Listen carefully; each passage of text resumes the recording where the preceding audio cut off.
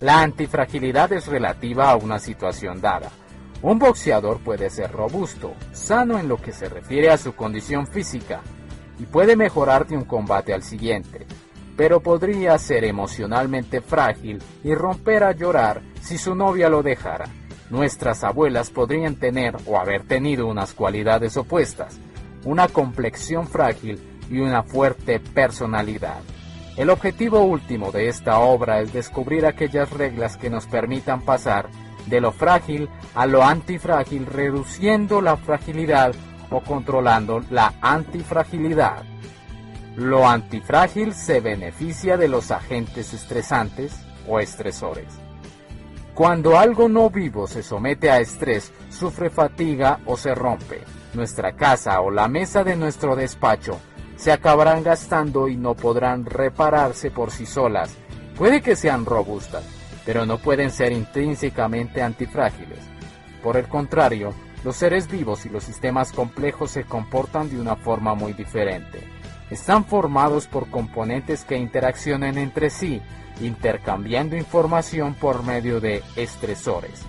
Y precisamente por eso pueden llegar a ser antifrágiles.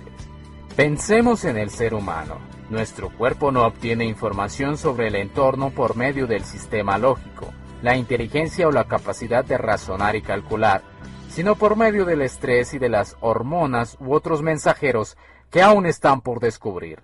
Los huesos del cuerpo, por ejemplo, se refuerzan cuando se ven sometidos a la gravedad, por ejemplo después de hacer ejercicio, y del mismo modo que pasarse un mes en la cama provoca atrofia muscular, los sistemas complejos se debilitan si se ven privados de estresores. Me gusta el ejemplo de la adquisición del lenguaje. No sé de nadie que haya aprendido su lengua materna estudiando gramática y sometiéndose a exámenes cada 2 por 3. Adquirimos mejor una lengua cometiendo errores, cuando debemos comunicarnos en circunstancias más o menos difíciles. El problema es que una gran parte de nuestro mundo moderno tan estructurado nos ha estado perjudicando con artilugios y políticas desde arriba que hacen precisamente eso, menoscabar la antifragilidad de los sistemas. Esta es la tragedia de la modernidad. Al igual que sus padres tan sobreprotectores que rozan la neurosis, quienes más nos intentan ayudar son quienes más nos acaban perjudicando. Lo antifrágil reacciona frente a los contratiempos. Creo que la innovación y la sofisticación surgen de una situación inicial de necesidad a la que se responde con algo que va mucho más allá de satisfacer esa necesidad. Por ejemplo, efectos no buscados de un invento. Naturalmente hay muchos dichos sobre esta cuestión como el que reza: el hambre agudiza el ingenio. Podríamos decir que lo que innova es el exceso de energía que se libera al sobrereaccionar a un contratiempo.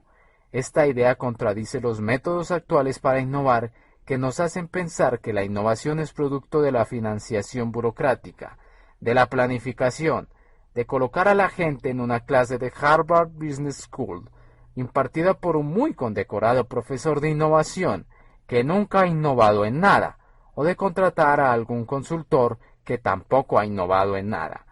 Pero es una falacia. Bastaría con pensar en los muchos empresarios sin formación que han contribuido de una manera desproporcionada a diversos avances tecnológicos desde la revolución industrial hasta la aparición de Silicon Valley.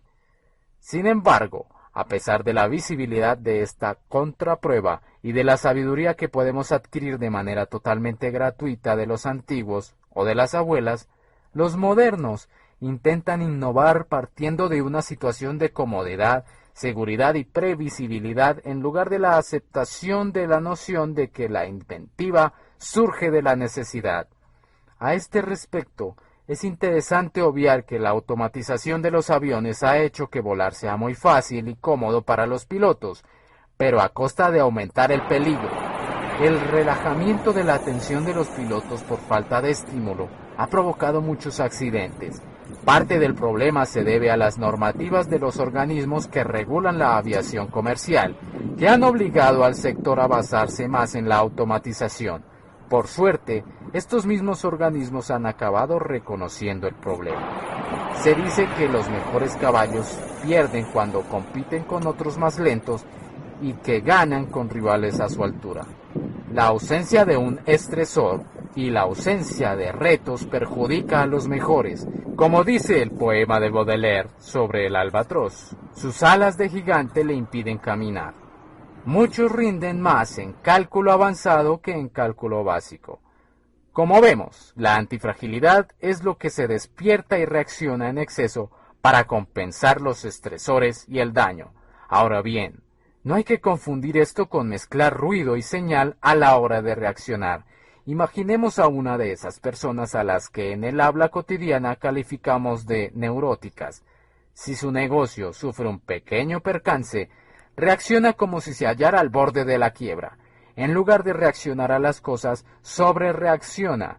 Comparémosla con alguien imperturbable, con la capacidad de mantener la calma bajo fuego enemigo que se considera tan necesaria para llegar a ser un líder.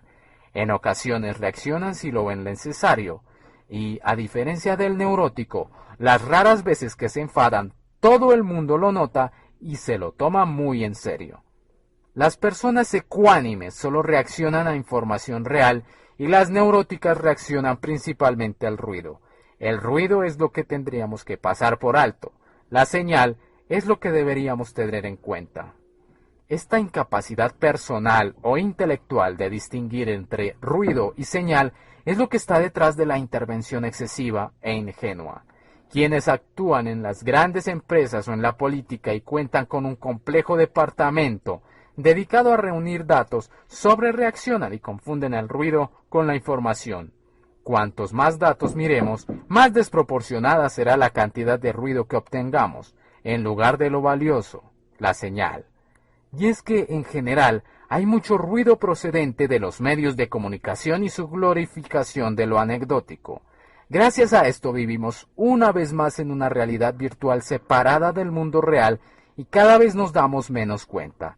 Y al ofrecernos explicaciones y teorías, los medios de comunicación nos inculcan la ilusión de que entendemos el mundo. Así, cuando los sistemas reprimidos y con hambre de desorden natural se vienen abajo, algo que les debe suceder tarde o temprano por ser frágiles, su caída nunca se atribuye a la fragilidad y se interpreta como el resultado de una mala previsión, que, según dicen, habría que perfeccionar. Sería muy poco inteligente atribuir el derrumbe de un puente frágil al último camión que lo ha cruzado. Y aún lo sería más intentar predecir qué camión hará que se derrumbe. Pero eso es lo que sucede en demasiadas ocasiones. Lo que se debe estudiar es el sistema y su fragilidad, no los sucesos.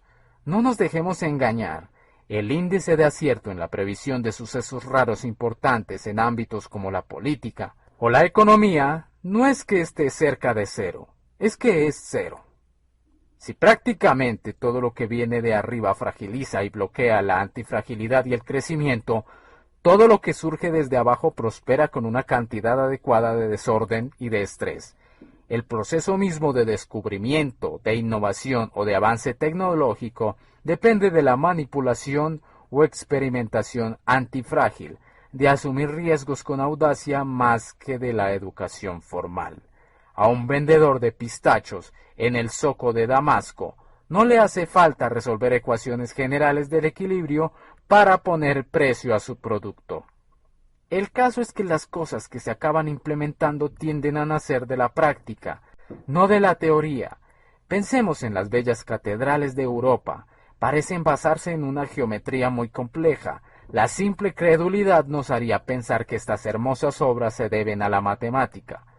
Pero los arquitectos, entonces llamados maestros de obras, se basan en reglas heurísticas, métodos empíricos, herramientas, y prácticamente ninguno sabía de matemáticas. Según el historiador de la ciencia medieval, Guy Bellingwan, antes del siglo XIII no había más de 5 personas en toda Europa que supieran hacer una división.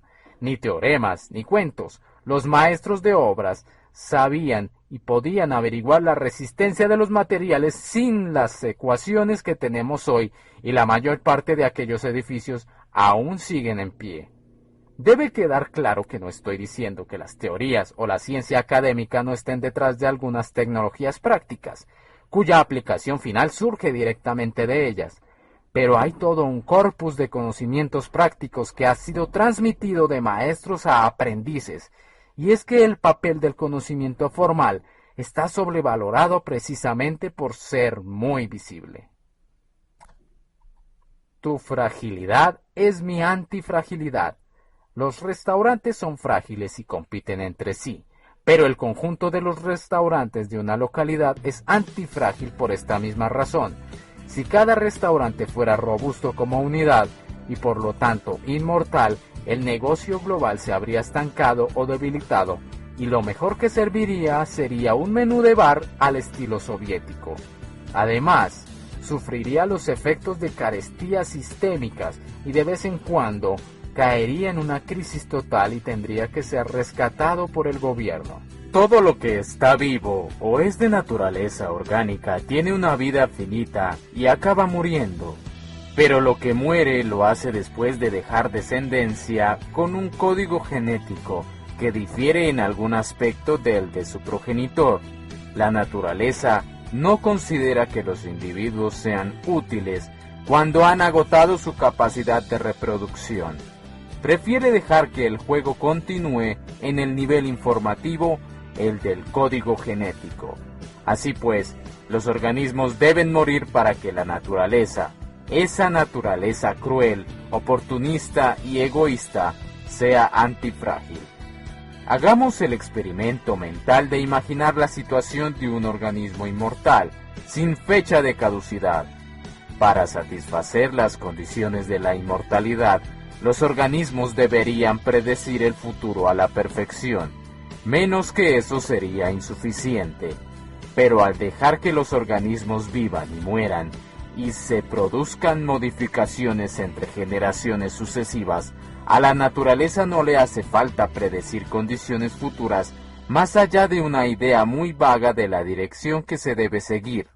Cada suceso aleatorio traerá su propio antídoto y forma de variación ecológica. Es como si la naturaleza se modificara a sí misma y modificara su estrategia a cada instante. Consideremos este fenómeno desde el punto de vista de la vida económica.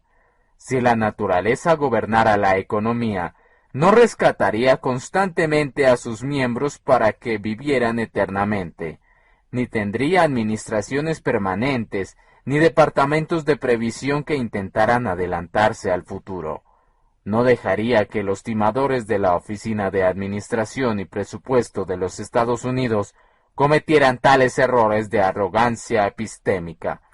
Ya hemos visto que en el contexto adecuado, los estresores son información. Para lo antifrágil, el perjuicio causado por los errores debería ser menor que el beneficio.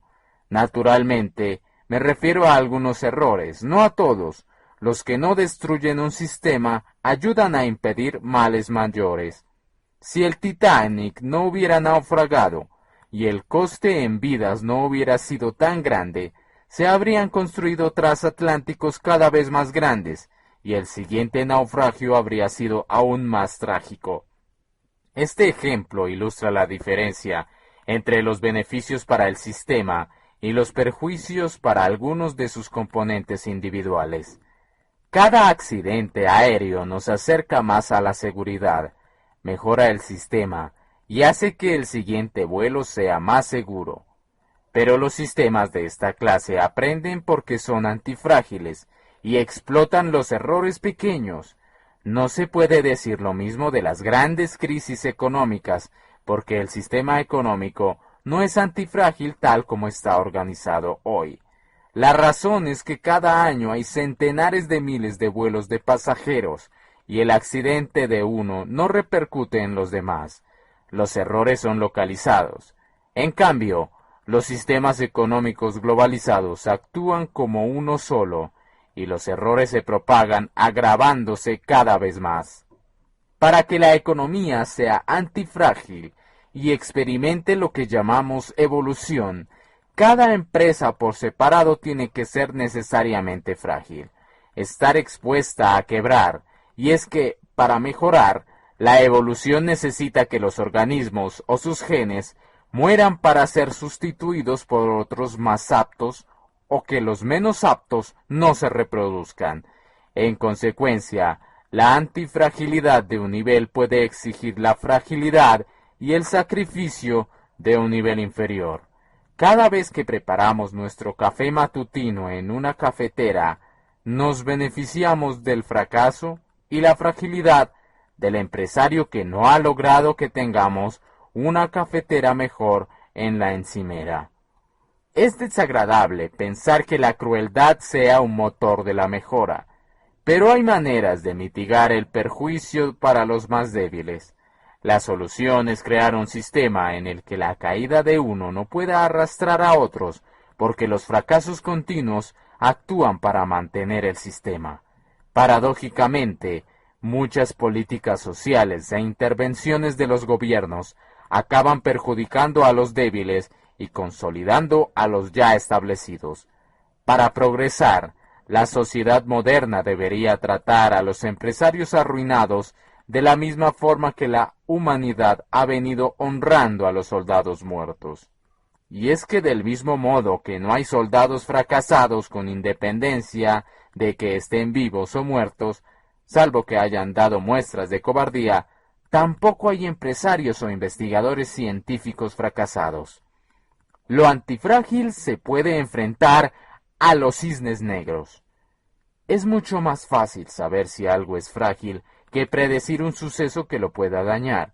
La fragilidad se puede medir, pero el riesgo no, salvo en los casinos y en la cabeza de quienes se proclaman expertos en riesgos. Esto ofrece una solución a lo que ha llamado el problema de los cisnes negros, la imposibilidad de calcular los riesgos de sucesos raros y de gran trascendencia y de predecir su incidencia. Los cisnes negros son sucesos a gran escala, imprevisibles, irregulares y con unas consecuencias de muy gran alcance que sorprenden y perjudican a cientos de observadores que no los han visto ni previsto y a los que llamaremos pavos. Un carnicero alimenta durante 1000 días a un pavo. El pavo es feliz, y entonces llega el día de Acción de Gracias, y ser un pavo ya no es una muy buena idea. El día de Acción de Gracias será un suceso de cisne negro para solo el pavo, no para el carnicero. La historia del pavo también nos revela a la madre de todos los errores perjudiciales. Confundir la ausencia de prueba de un perjuicio con la prueba de ausencia, un error que, como veremos, es bastante común. Nos dedicamos a refinar nuestra comprensión de lo ordinario creando modelos y teorías que no sirven para contemplar esos sucesos ni medir la posibilidad de que se den. Por ejemplo, los profesionales de la gestión de riesgos buscan en el pasado información sobre el llamado peor escenario y la emplean para calcular riesgos futuros. Este método se llama prueba de estrés. Toman la peor recesión histórica, la peor guerra o los peores índices de desempleo como referencia para calcular el peor resultado futuro. Pero nunca se dan cuenta de esta incongruencia. Cuando ese peor escenario del pasado sucedió, superó al peor escenario de su época. He llamado problema de Lucrecio a este fallo mental en honor al filósofo y poeta latino que escribió que el tonto cree que la montaña más alta del mundo es la más alta que ha visto él. Lo mismo sucedió con el reactor nuclear de Fukushima, que sufrió un fallo catastrófico en 2011 a consecuencia de un tsunami. Había sido construido para resistir el peor terremoto histórico, y los constructores no imaginaron que pudiera ocurrir otro peor. Del mismo modo, en su disculpa ante el Congreso estadounidense, el expresidente de la Reserva Federal de los Estados Unidos, el fragilista doctor Alan Greenspan, ofreció el clásico «Nunca había pasado algo así». Pues bien, la naturaleza, a diferencia del fragilista Greenspan, se prepara para lo que no ha sucedido antes, presuponiendo que puede ocurrir algo peor. Los cisnes negros nos hacen creer que casi los hemos previsto porque los podemos explicar retrospectivamente cuando ya han pasado. La ilusión de que los podemos prever impide que nos demos cuenta de su papel en la vida. La vida es más, muchísimo más, laberíntica de lo que aparece en nuestra memoria. La mente convierte la historia en algo uniforme y lineal y hace que subestimemos el azar.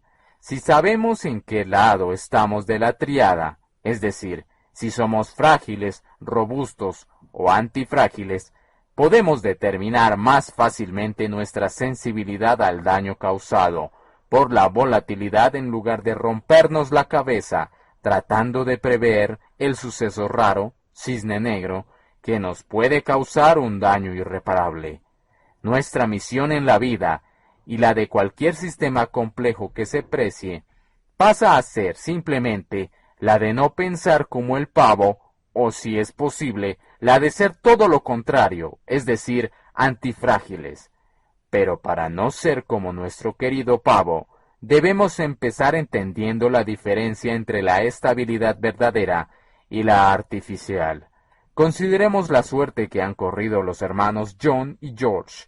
John lleva 25 años de administrativo en el departamento de personal de un gran banco. George es taxista. John tiene un sueldo totalmente previsible, o eso cree, además de seguro médico y 4 semanas de vacaciones al año. Suele despertarse diciéndose a sí mismo que la vida va bien, pero eso era antes de que estallara la crisis bancaria y se diera cuenta de que su trabajo pasaría a ser redundante. Estar en el paro le afectaría muchísimo ya que tiene más de 50 años. George tiene días buenos en los que puede ganar un buen dinero, otros son peores y apenas cubre gastos, pero viene a ganar más o menos lo mismo que su hermano. Dada la variabilidad de sus ingresos, siempre se queja de no gozar de la seguridad laboral de su hermano, pero en el fondo, este anhelo es una ilusión porque acabará mejor parado que él. Y es que esta es la ilusión fundamental de la vida, la ilusión que nos dice que la aleatoriedad es peligrosa, que es mala y que hay que eliminarla. Los trabajadores por cuenta propia tienen unos ingresos con cierta volatilidad, pero son bastante robustos frente a un cisne negro de poca importancia que pueda dejarlos sin ingresos. Sus riesgos son muy claros, pero no pasa lo mismo con los asalariados. No tienen volatilidad y se ven sorprendidos cuando sus ingresos se quedan en nada tras ser despedidos. Sus riesgos están ocultos. Gracias a la variabilidad, los profesionales autónomos tienen un poco de antifragilidad. Las variaciones pequeñas hacen que se adapten y aprendan del entorno, porque en cierto modo se hallan bajo una presión continua para hacerlo. Recordemos que los estresores son información. Estos profesionales afrontan continuamente esos estresores y se amoldan de una manera oportunista. Así pues, y lamentablemente, a los seres humanos nos da tanto miedo la segunda forma de variabilidad que de una manera ingenua fragilizamos los sistemas o impedimos que sean antifrágiles, protegiéndolos. En otras palabras, evitar los errores pequeños hace que los grandes sean más graves. Cuanta más variabilidad observamos en un sistema, menos propenso es a los cisnes negros. Y es que la antifragilidad es el mejor antídoto contra los cisnes negros. Olvídese de los científicos que se dedican a predecir lo impredecible. El método de la altera. Vamos a describir una estrategia para lograr antifragilidad, es decir, para pasar al lado derecho de la tríada. El primer paso para llegar a la antifragilidad consiste en reducir lo desfavorable antes de aumentar lo favorable. Por decirlo de otro modo, consiste en reducir la exposición a cisnes negros negativos y dejar que la antifragilidad natural actúe por sí sola. Puede que sea evidente, pero se suele pasar por alto. Reducir la fragilidad es un requisito, no una opción. Y es que la fragilidad es extenuante, igual que una enfermedad terminal. Si un paquete se rompe en condiciones adversas, no se va a arreglar por sí solo cuando las condiciones vuelvan a ser adecuadas. Los hombres de negocios suelen pasar por alto la importancia de abordar la fragilidad primero de todo, porque tienden a creer que su principal misión es generar beneficios. No ven que la supervivencia es más prioritaria que el éxito. Antes que obtener beneficios y comprarse un BMW, sería buena idea sobrevivir. En otras palabras, si algo es frágil, la amenaza de que se rompa implica que todo lo que hagamos para mejorarlo o hacerlo eficiente será inútil si antes no reducimos el riesgo de rotura. Es lo mismo que pasa con el crecimiento del Producto Interno Bruto PIB. Se puede lograr con toda facilidad endeudando a las generaciones venideras y permitiendo que la economía del futuro se pueda venir abajo por la necesidad de saldar esa deuda. Del mismo modo que la noción de velocidad es irrelevante para un avión que presenta un riesgo elevado de estrellarse porque sabemos que puede no llegar a su destino, al crecimiento económico con fragilidades no se le debe llamar crecimiento, algo que los gobiernos aún no han entendido. En la época dorada de la Revolución Industrial, el crecimiento fue muy modesto, inferior al 1%, pero, aun siendo tan bajo, fue un crecimiento robusto, no como la carrera insensata de tantos estados actuales que, en su intento de crecer, se comportan como conductores adolescentes borrachos de velocidad. ¿En qué consiste la estrategia de la altera? El objetivo de la altera, la barra con pesas que utilizan los halterófilos, es ilustrar la idea de combinar dos extremos que se mantienen separados evitando el centro o punto medio. Con una altera podemos adoptar la doble actitud de ir a lo seguro en algunas áreas, robusto ante los cisnes negros negativos, y de asumir muchos riesgos pequeños en otras, abierto a los cisnes negros positivos, con el fin de lograr antifragilidad. Veamos un ejemplo de la altera en el campo de las finanzas. Si guardamos 90% de nuestros fondos en efectivo, siempre que estemos a salvo de la inflación, e invertimos el 10% restante en valores de mucho riesgo, por un lado es imposible que perdamos más del 10%, y por el otro, podemos obtener pingües beneficios. Alguien que invierta el 100% en los llamados valores de riesgo medio se expone a la ruina total por un mal cálculo de los riesgos. Esta estrategia de altera soluciona el problema de que los riesgos de los sucesos raros no se pueden calcular y sean frágiles a los errores de estimación. En este ejemplo, la altera financiera tiene una pérdida máxima conocida. La altera evita la media o el punto medio, porque es muy peligroso. Si nos dijeran que nuestra abuela pasará las 2 próximas horas a la temperatura media de 22 grados centígrados, podríamos pensar que es una temperatura ideal. Pero resulta que la abuela se pasará la primera hora a 18 grados bajo cero y la segunda a 60 sobre cero, con una media equivalente a 22 grados. Así que lo más seguro es que nos quedemos sin abuela. Como vemos, la noción de media carece de importancia cuando uno es frágil a las variaciones. Las estrategias de altera pueden ser muy variadas. El único límite es la imaginación y las circunstancias de cada persona. A modo de ilustración, pensemos en la estrategia de altera de algunos escritores. La literatura es una de las carreras más inflexibles, más especulativas, más exigente y con más riesgo. Entre los escritores existe la tradición de buscarse una profesión libre de ansiedad, con pocas exigencias intelectuales y gran seguridad laboral, la clase de trabajo que permite dedicar el tiempo libre a escribir lo que uno quiere. En política social, una altera consistiría en proteger a los más débiles y dejar que los fuertes cumplan con su trabajo en lugar de ayudar a consolidar los privilegios de la clase media, lo que bloquea la evolución y genera toda clase de problemas económicos que tienden a perjudicar más a los más desfavorecidos. Antes de que el Reino Unido se convirtiera en un estado burocrático, presentaba una estructura de altera formada por aventureros, tanto en lo económico como en lo físico, y por una aristocracia. No es que la aristocracia tuviera mucho peso, pero al menos ayudaba a mantener cierto sentido de precaución mientras los aventureros recorrían el planeta en busca de oportunidades de comercio o se quedaban en casa manipulando maquinaria. Hoy la City de Londres está formada por bohemios burgueses que viven de sus bonus anuales. Hay un proverbio yiddish que reza: prepárate para lo peor, porque lo mejor se encarga de sí mismo. Puede parecer una perogrullada, pero no lo es. Tenemos pruebas más que suficientes de que a la gente le disgustan las pérdidas pequeñas, pero no tanto los grandes riesgos tipo cisne negro, a los que infravaloran, porque tienden a asegurarse contra pérdidas pequeñas probables, pero no contra pérdidas grandes infrecuentes. Precisamente lo contrario de lo que deberían hacer. La altera es una domesticación, que no eliminación, de la incertidumbre.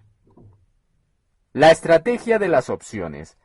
Tales fue un filósofo jónico de linaje fenicio que vivía en la ciudad de Mileto. Cansado de que sus amigos de espíritu más comercial le repitieran que el que puede actuar actúa y el que no, filosofa, llevó a cabo una proeza. Compró a muy bajo precio el derecho de utilizar hasta final de temporada todas las prensas de aceite de los alrededores de Mileto y de Quíos. La cosecha de aceitunas fue tan abundante y hubo tal demanda de prensas que las acabó arrendando a sus dueños con sus propias condiciones, y amasó una fortuna considerable. Luego se dedicó otra vez a filosofar. En esta opción, Tales tenía el derecho, mas no la obligación, de usar las prensas en el caso de que hubiera una gran demanda, y la otra parte tenía la obligación, no el derecho, de cedérselas. Tales pagó muy poco por aquel privilegio que le suponía unas pérdidas muy limitadas y un beneficio potencial muy grande. Aquella fue la primera opción de la que se tiene constancia. La opción es un agente de la antifragilidad, si nos permite ganar más de lo que podemos perder. En las finanzas, las opciones pueden ser caras, porque la gente sabe que son opciones, y que alguien las vende y cobra por ellas. Pero las alternativas más interesantes son gratuitas, o en el peor de los casos, baratas.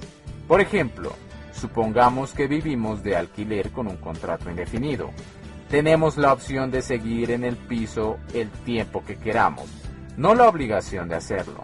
Si un día nos da por mudarnos, basta con que se lo notifiquemos al dueño y adiós. Por otro lado, el dueño está obligado a dejar que sigamos viviendo en el piso pagando un alquiler previsible. Si los alquileres aumentaran mucho y en el mercado inmobiliario se creara una burbuja que acabara estallando, estaríamos protegidos. Por otro lado, si el precio de los alquileres se desplomara, podríamos cambiar fácilmente de piso y reducir los gastos mensuales. En cierto modo, la incertidumbre aumenta el valor de este privilegio, y es que cuanto mayor es la incertidumbre, más valiosa es una opción. Consideremos ahora la llamada investigación Blue Sky, donde se destinan fondos a personas en lugar de a proyectos, y se asignan pequeñas cantidades a muchos investigadores. Estos inversores tienden a financiar emprendedores, no ideas. Como dicen ellos, apuestan por el jockey, no por el caballo. El saldo o resultado final de una inversión de capital riesgo tiene una distribución estadística. Sigue una ley de potencias con unas ventajas grandes, casi ilimitadas, y, a causa de la opcionalidad, con unos inconvenientes limitados. Como me dijo un inversor de capital riesgo, los beneficios pueden ser tan grandes que no te puedes permitir no estar en todo. Una propiedad de la opción es que no le preocupa el resultado medio, solo le interesan los resultados favorables, puesto que los negativos no cuentan más allá de un punto dado. Si alguien tiene opcionalidad, no hace falta que posea inteligencia, perspicacia o aptitudes. Y es que no es necesario que acierte tantas veces. Lo único que necesita es tener la prudencia de no hacer tonterías que le perjudiquen, algunos actos por omisión, y reconocer los resultados favorables cuando se den. La opcionalidad es una forma alternativa de hacer cosas de una manera oportunista, y con la gran ventaja de que surge de una asimetría con beneficios grandes y perjuicios leves. Es un modo de domesticar la incertidumbre, de obrar de una manera racional sin necesidad de entender o adivinar el futuro. Cuanto mayor sea la incertidumbre, más importante será el papel de la opcionalidad y mejor nos irán las cosas. Esta propiedad es fundamental para la vida. El problema de la eficiencia, el tamaño y la fragilidad. Un sábado por la tarde me acerqué hasta Nueva York en automóvil. Salí con tiempo de sobra. Soy un defensor a ultranza de que la gente ponga redundancia en todos los ámbitos de su vida. Pero según me iba acercando al centro, me encontré en medio de un atasco monumental. Las autoridades de la ciudad habían dado permiso a una productora para rodar en el puente de la calle 59, bloqueando un carril. Creyeron que, al ser sábado, no habría ningún problema. Pero aquel pequeño problema de tráfico se convirtió en un caos total a causa de los efectos multiplicativos. Este caso ejemplifica el problema fundamental de la eficiencia. Una modificación pequeña da unos resultados que se acumulan en un sistema muy ajustado y que por lo tanto es frágil. Hay gente que pasa por alto que el funcionamiento sin problemas en unas circunstancias normales es muy, pero que muy diferente al funcionamiento en momentos de estrés. El cuello de botella de la eficiencia demasiado eficiente es la madre de todas las fragilidades. Pero no solo la eficiencia causa fragilidad, también el tamaño de los sistemas. El 21 de enero de 2008, el prestigioso banco parisino Société Générale se apresuró a vender en el mercado unos 70.000 millones de dólares en acciones. Los mercados no estaban muy activos porque era festivo en Estados Unidos, pero las bolsas de todo el mundo cayeron en picado cerca de un 10%, lo que le costó cerca de 6.000 millones de dólares en pérdidas solo por esta liquidación. Lo que sucedió es que habían descubierto un desfalco. Jerome Kerviel, un administrador de operaciones financieras del banco, había estado apostando unas sumas enormes en el mercado y había ocultado estas exposiciones. Así que no les quedó más opción que vender de inmediato esas acciones que no sabían que poseían. Una liquidación de 70.000 millones de dólares en acciones supone una pérdida de 6.000 millones, pero una liquidación por valor de una décima parte, 7.000 millones, no generaría ninguna pérdida, porque los mercados absorberían esa cantidad sin caer en el pánico y hasta puede que no se dieran ni cuenta. Dicho de otro modo, si en lugar de un banco muy grande tuviéramos 10 bancos más pequeños, cada uno con su señor Kerviel proporcional, realizando estas operaciones fraudulentas al azar, las pérdidas totales para los 10 bancos serían prácticamente nulas. Los análisis a posteriori fueron claramente erróneos porque atribuyeron el desastre a los malos controles del malvado sistema capitalista y a la falta de vigilancia por parte del banco. Pero no había sido así. Tampoco fue un caso de codicia, como solemos pensar. El problema se debió básicamente al tamaño y a la fragilidad que conlleva. La historia de Kerviel es muy ilustrativa y la podemos generalizar a otros ámbitos. En el campo de la gestión de proyectos, Ben Flickberg ha presentado pruebas sólidas de que un aumento en el tamaño de los proyectos se plasma en retrasos y en unos costes cada vez más elevados. Pero hay un matiz. Hay proyectos que se pueden dividir en partes, pero otros no. Por ejemplo, los proyectos para construir puentes suponen una planificación monolítica porque no se pueden descomponer en partes más pequeñas. En el caso de las carreteras, que se construyen por tramos pequeños, el efecto del tamaño no suele ser muy grave, porque los responsables del proyecto solo cometen errores leves y se pueden adaptar a ellos.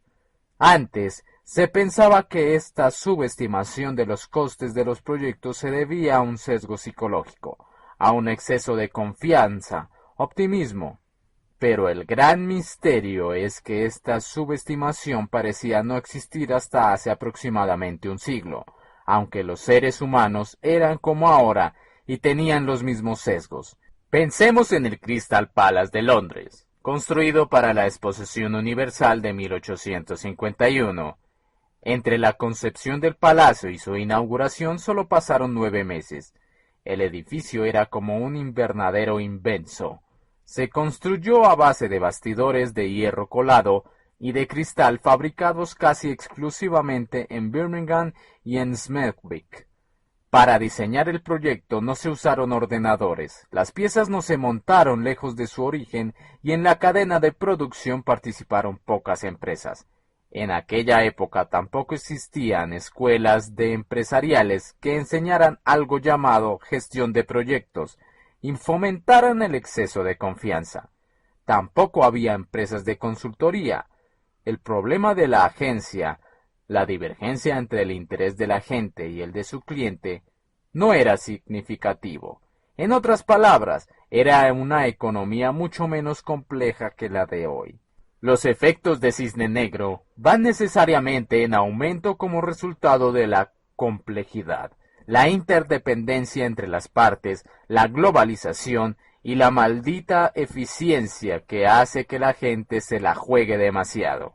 Añadamos a eso los asesores y las escuelas de empresariales.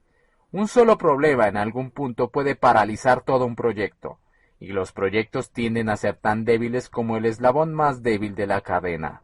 El mundo es cada vez menos previsible y nos basamos más y más en tecnologías que tienen errores e interacciones que son difíciles de calcular y aún más de predecir. Y si pensamos en los gobiernos, es fácil entender por qué nos meten en problemas con el dichoso déficit público.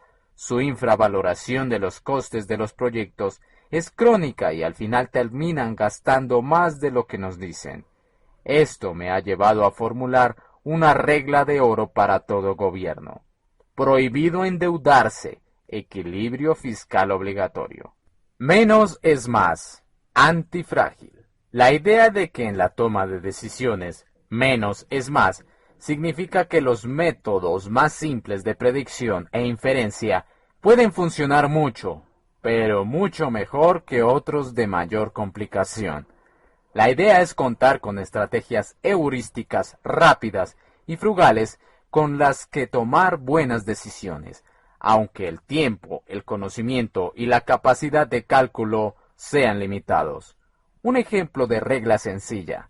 Hay ámbitos en los que el suceso raro, bueno o malo, tiene un efecto desproporcionado que normalmente somos incapaces de ver, por lo que si nos centramos en el aprovechamiento de o en la protección frente a un suceso raro de este tipo, produciremos un cambio más considerable en nuestra exposición al riesgo. Preocupémonos simplemente por nuestra exposición a los cisnes negros y la vida será más sencilla. Algunas personas están familiarizadas con la regla del 80-20, basada en el descubrimiento que hizo Vilfredo Pareto hace más de medio siglo, de que el 20% de la población de Italia era propietaria del 80% de la tierra. Sin embargo, pocas son las personas conscientes de que nos estamos desplazando hacia una distribución mucho más desigual, de un 99-1. En muchos ámbitos, un 99% del tráfico en Internet es atribuible a menos del 1% de los sitios web.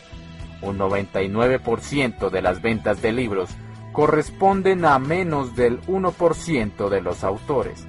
Casi todo lo contemporáneo tiene efectos de el ganador se lo lleva todo, y ahí están incluidas fuentes tanto de daños como de beneficios. Como consecuencia, con un 1% de modificación de los sistemas puede reducirse la fragilidad o incrementarse la antifragilidad aproximadamente en un 99%.